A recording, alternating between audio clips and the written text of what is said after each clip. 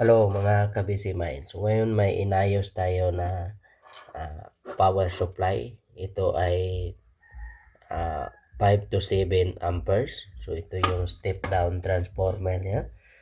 So, dito makikita natin yung cable na yan.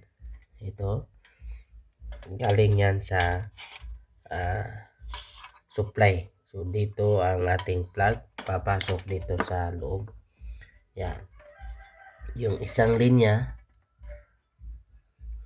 dito natin ikabit diretso sa primary winding ng transformer. Yung isa naman, ito, diretso yan sa fuse. So, kailangan may protection tayo sa ating linya para hindi masira ang ating transformer. So, paglabas ng fuse, yan, diretso yan sa switch. So, may switch tayo dito. So, galing sa switch, papasok na yan sa primary winding ng transformer.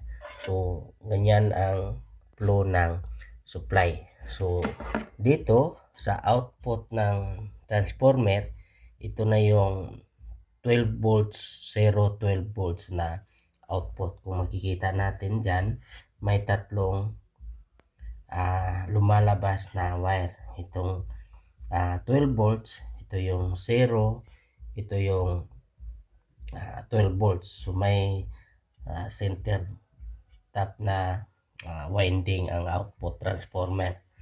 So ang gamit dito ay ginagamit natin yan sa pag-supply ng amplifier na 12 volts.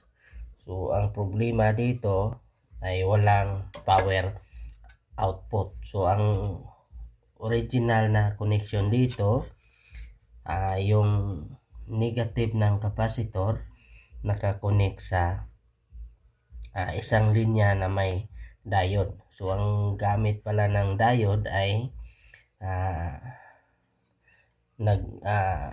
regulate ng power supply at saka nag-convert ng AC to DC power supply.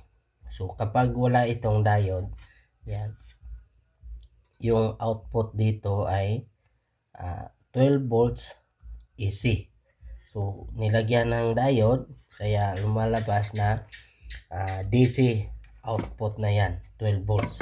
So ito ang regulator na diode.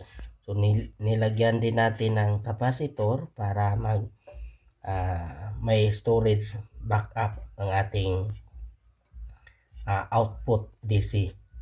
So ang minomodify natin yung wiring connection kasi hindi tama ang voltahe na lumalabas.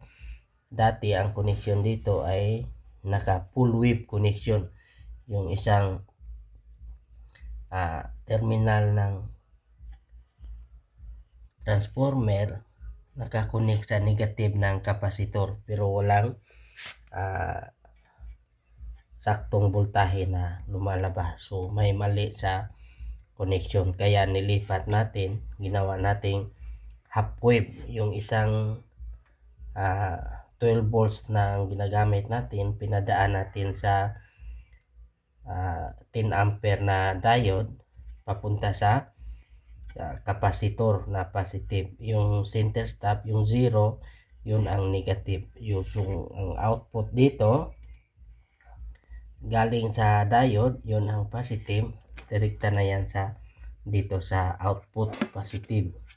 Ito namang negative ng capacitor, naka-connect din yan sa 0 ng ating output transformer. Ito na yan. So yun ang output DC. So ngayon, subukan natin. So i-plug natin yan. Yan. So ito yung power natin. So switch niyan sa ating main power supply. Kapag hindi umiilaw ito, ibig sabihin may problema sa ating linya o kaya ay sira ang ating fuse. Okay? Kung may idea din kayo sa mga electrical, electronic, paki-share naman sa comment section. Okay? Bye-bye mga ka-busy mind.